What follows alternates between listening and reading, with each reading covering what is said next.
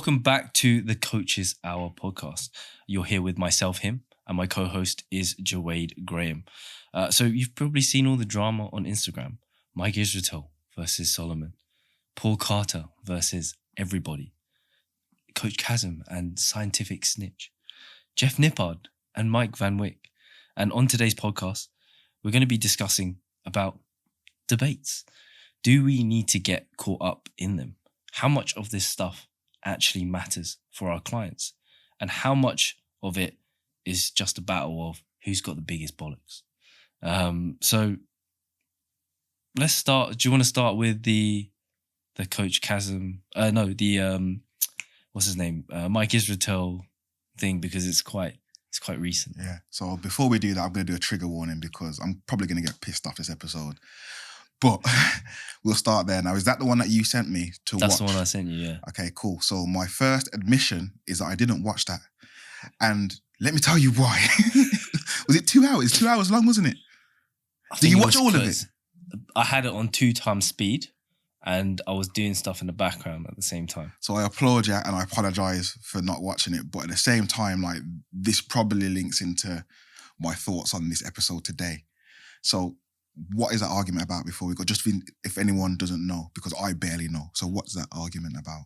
So this guy, I don't even know his full name. Something Solomon, I think. I don't know. Maybe Solomon is his first name. Yeah. I don't know. He's not the DJ guy, by the way. We're not debating. He's not a house music guy. House versus funky. That's a different podcast. But I hope I even got his name right, if I'm honest. But he's created this video basically saying Mike's PhD thesis was a load of shit. And he's like, why did he even get it? And I kind of get it in a way, because obviously Mike, he has a lot, he's big, man, in the industry now. And he's posting stuff and he kind of like makes fun at, you know, other people and other researchers.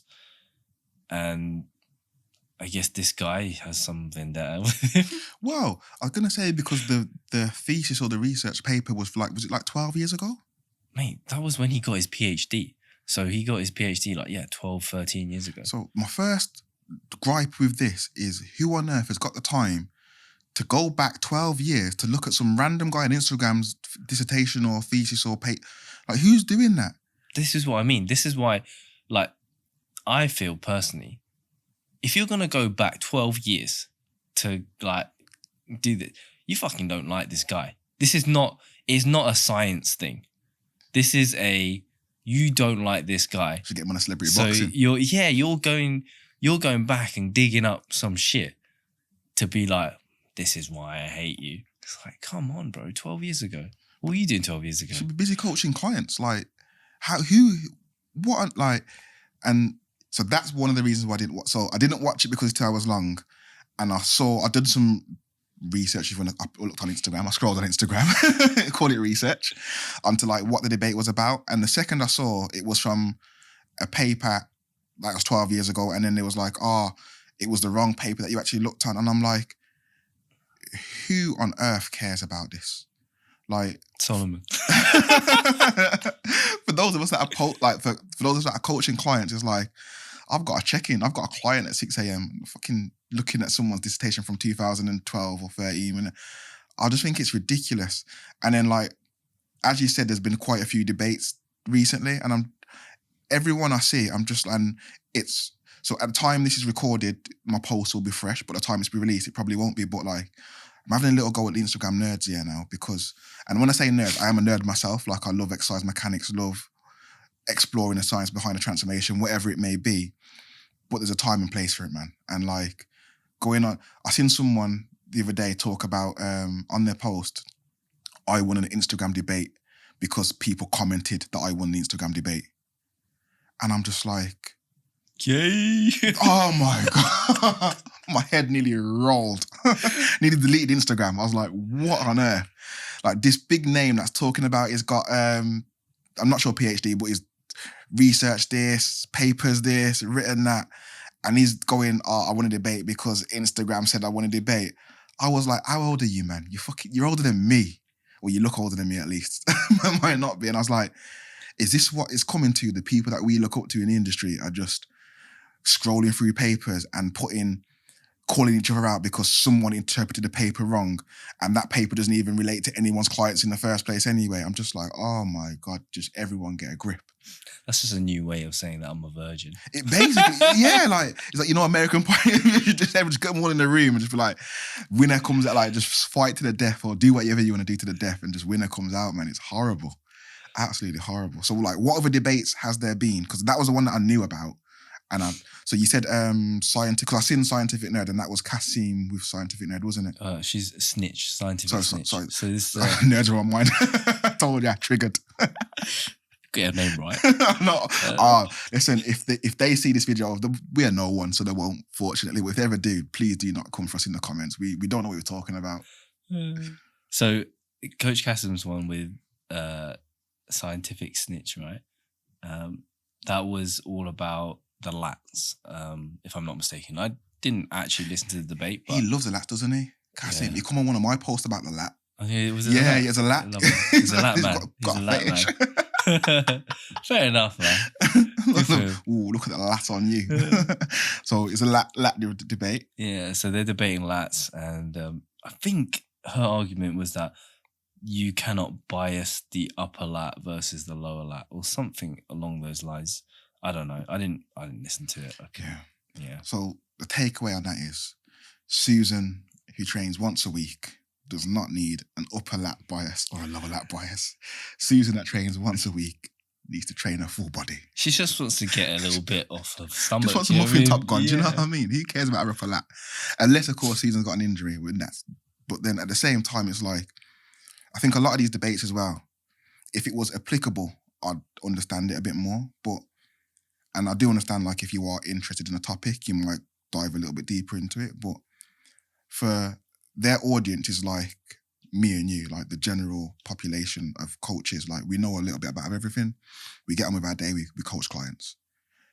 Their audience isn't other PhD. It might be actually, but from my knowledge, it's not. It's just like, we want to educate the industry. And in my opinion, the industry doesn't need to know about what lats, what portion of lats is going to be biased by this, and this. We need to know how to get results with our clients. We need to know how to keep our clients, which isn't even training related. We need to know how to prevent injury, which does maybe go into the lat stuff a little bit, but it's like, how deep do you need to go? And how much time do you have? I think it's absolutely... Imagine like doing this 2-hour, 3-hour watch of all this debate, right, about lats. And then you go to train your client, and then the client's just doing this, do some roundabout pull down. And imagine, because like these people as well, I've noticed, they get triggered really easily. So like, because that's what I mean. How can, like, I think that debate started from an Instagram post or an Instagram back and forth. And then rather than leave it on Instagram, it's like, okay then, let's have a debate. It's like, mate, I've got clients at 6 p.m. What do you want about to clear my schedule? Yeah, we should have a debate. And it's like, it's just, yeah, it's crazy. It's crazy. So what are your opinions on the debates? And do you think there's a place? Because I do think there's a place for debates, if I'm being completely honest, even though I don't like them. Yeah, I get it, because like that's their thing, right? Like, they are researchers, boffins, whatever you want to call them, right? They're the head of the game, right? This is where we get our info from. And their whole thing is that they want to get to the answer, right?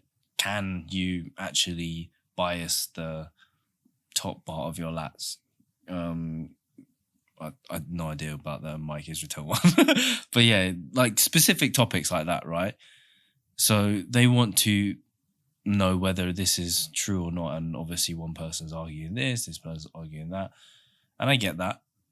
But in terms of us, down the pecking order, how relevant that is, unless you're training IFBB pros and they're already like maxed out in terms of their full potential, and they like, you can really see like I need some upper lats to win the Mr. Olympia, you know, then perhaps it doesn't really matter too much, you know.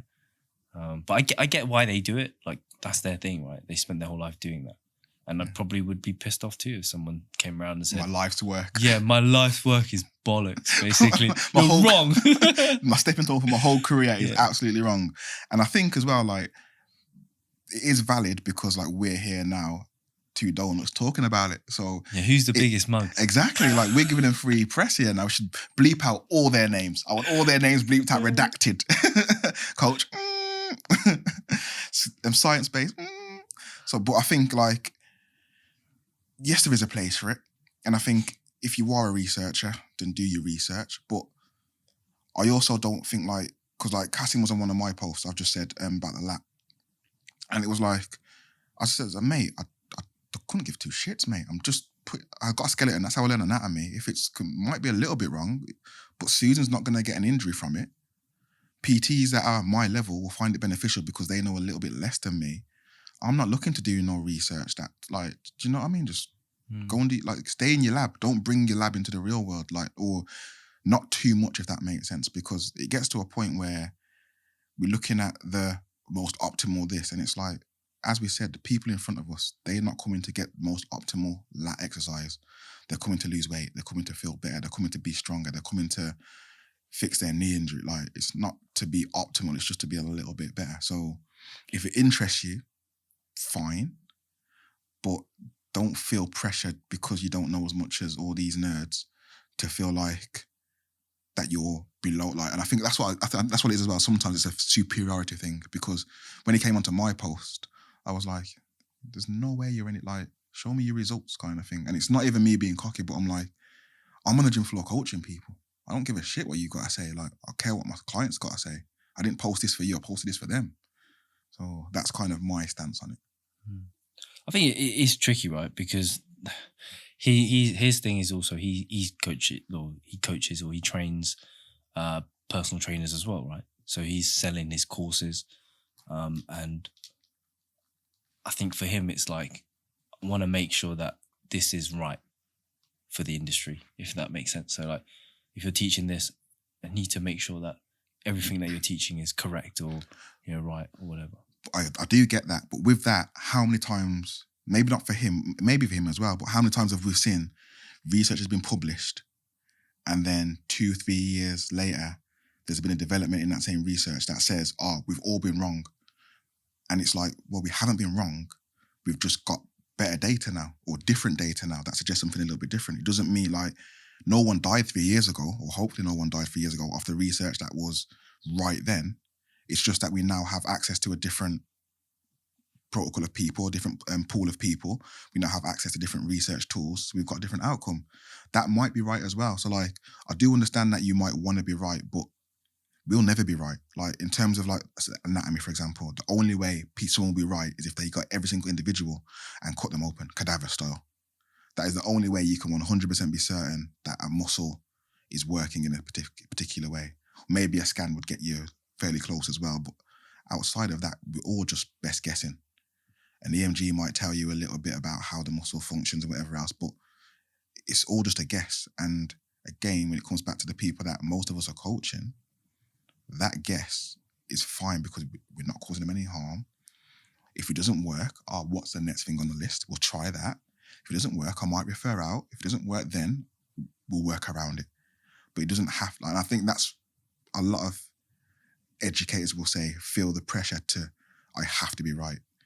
And that pressure makes you look like an idiot because you're going on then Instagram debating because I now think I'm right, which means you're wrong. We're going to go and have a 3-hour debate where we both think we're right. So we're not going to come to a conclusion. And then everyone's going to just think we're too, like, I think you're an idiot. Even though I don't, but I do because you like, just get on with your day kind of thing. I think it makes it really difficult to also believe one person. It's a fucking teams thing, isn't it? So I like Kassem. So, I'm siding with him. Whatever he says is right. And maybe some of the stuff that the other person's saying is, actually has some valid points here. I think a lot of the times the audience that it attracts is people who are blind, like in terms of they already have a bias going into it. They trust that person, or whoever it is, it's like, this is the person that I'm going to believe. And they're not going into those debates with open mind to be like, do you know what? Maybe that's true. Actually, what this person's saying is, maybe it's a good argument. But we'd completely disregard those kind of points because, I'm part of this guy's team. You've just summed up what I was saying very well there. So you remember when I just said a while ago about someone said I won an Instagram debate? And that's what I meant by that, because basically if you win an Instagram debate in the comments, it's whoever's got the bigger following. It's whoever's more likable, whoever brings the most people to the comments. Of course you're going to win that.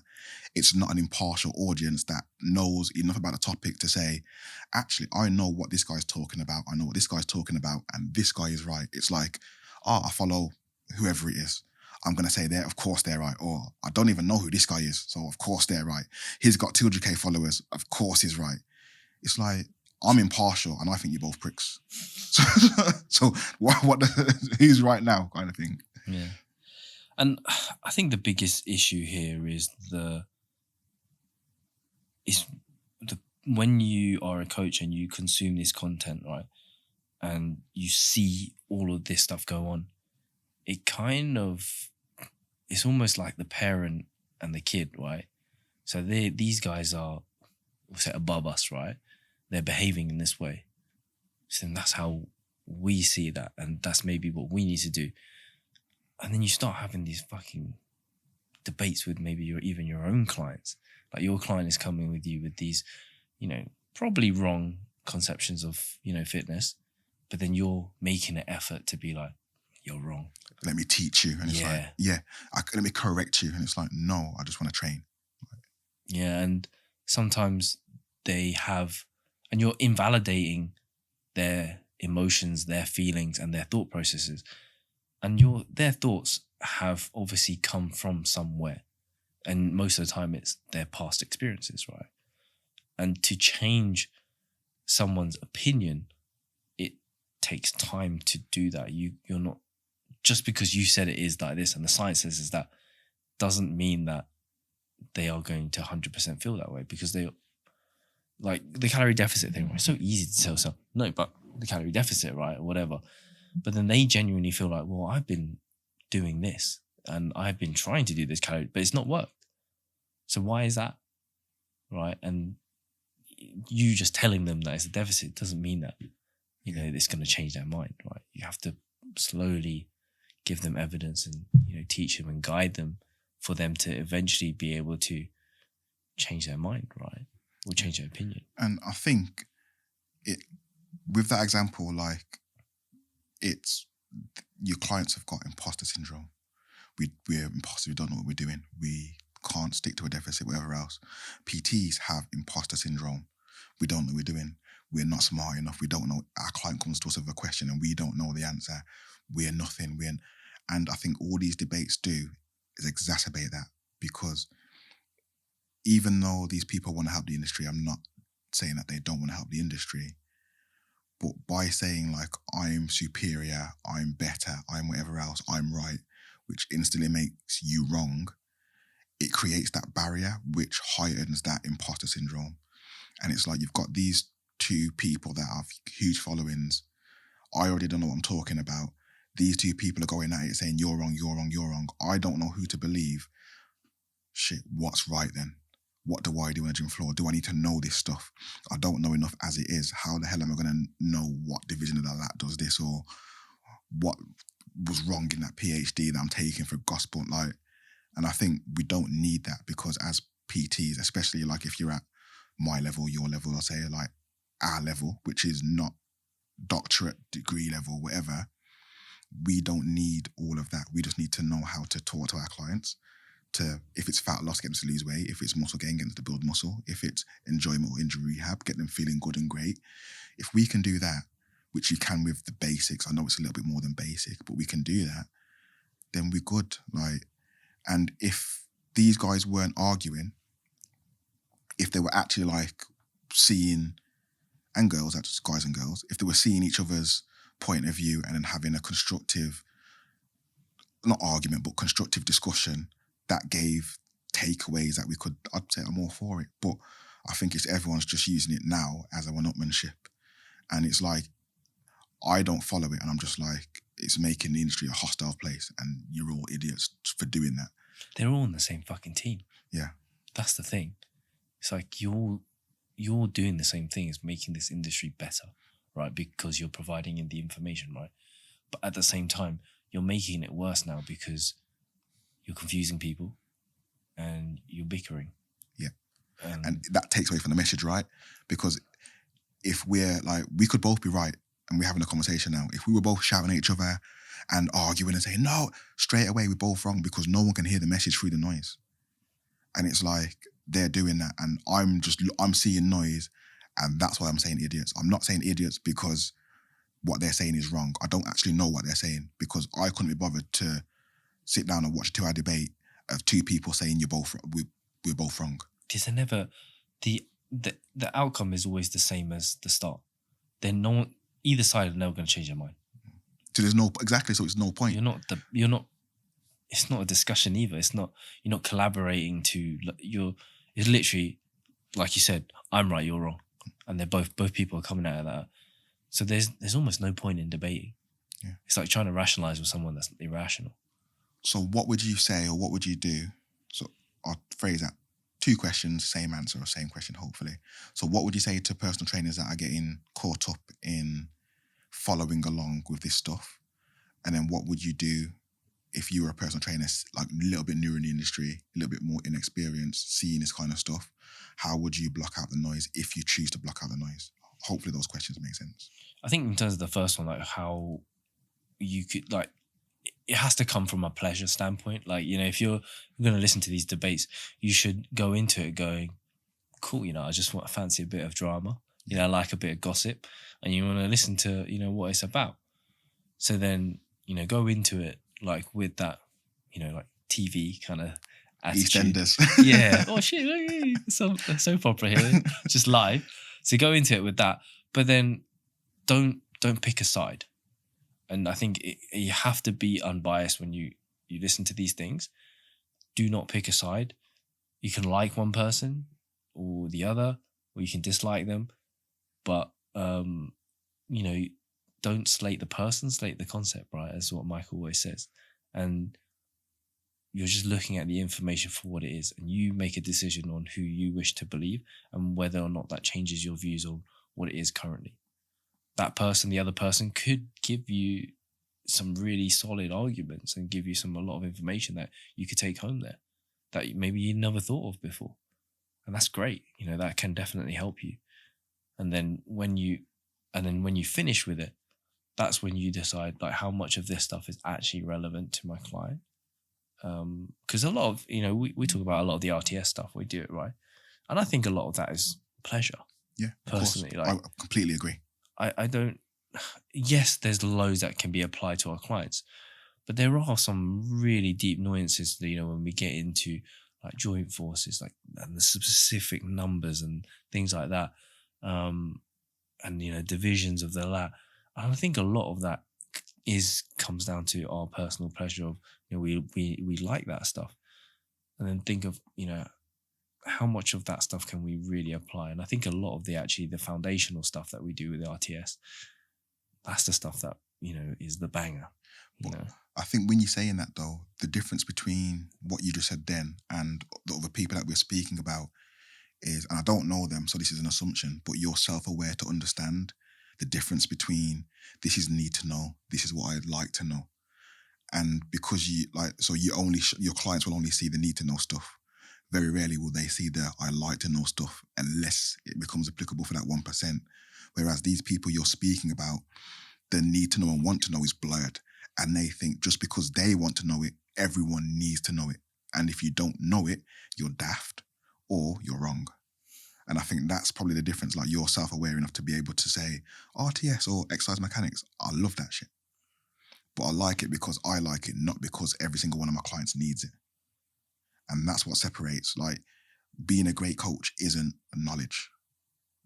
Being a great coach is being able to get your message to your client and give them exactly what they need, not what you think they need.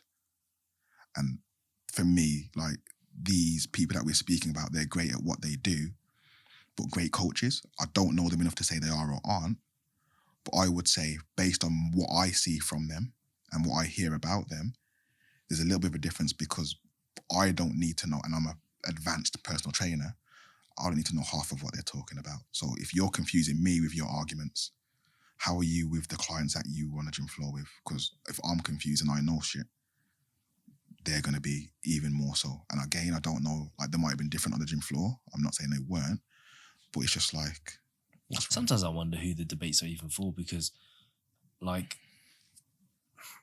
I'd like to think that, you know, I'm not stupid, right?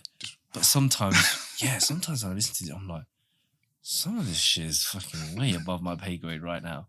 I'm like, what the fuck is going on? It's not enjoyable when you have to pause every second and like go to Google, what's this word mean? Yeah. Boom, back to it. What's this mean? Back to it. And then it's like, and because with what they're saying as well, they are not right. They just believe they are.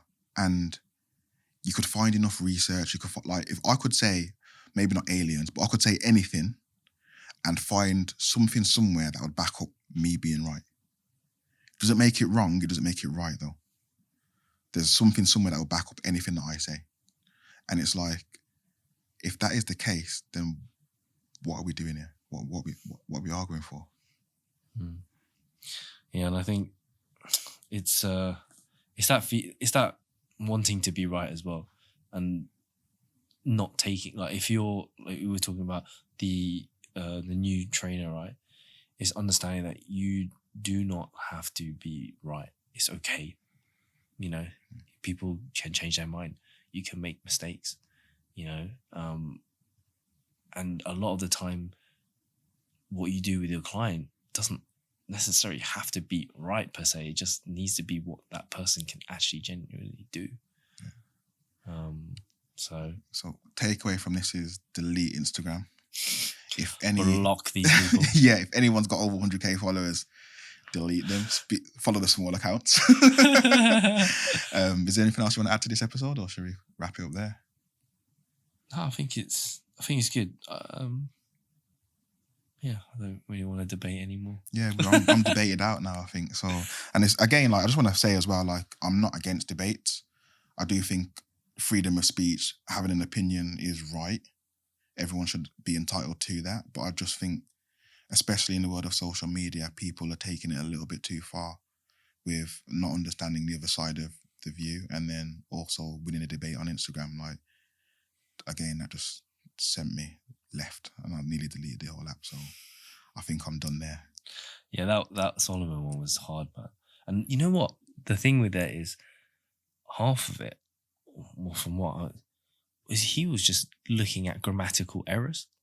He was like, nah, you know, when you do a thesis, you need to make sure that your grammar, punctuation is good. I'm like, fucking hell, man. What are you This guy can't have kids, can he? Mate, you know, if you scroll back on his YouTube, he's made quite a lot of videos about Mike Israetel. So I think he's in love with him. Probably got rejected to somewhere. Like, probably sent him a slid in his DMs. Hi, mate, can I take you on a date? And he got ignored. He's like, all right, then I'm coming back for you. I think he loves him a little bit too much.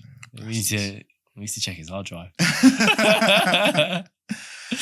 All right, man. So we hope you enjoyed this episode, and you can debate us on Instagram, and you can find me at Gym with Him, and my co-host is at Jewade Graham Coach.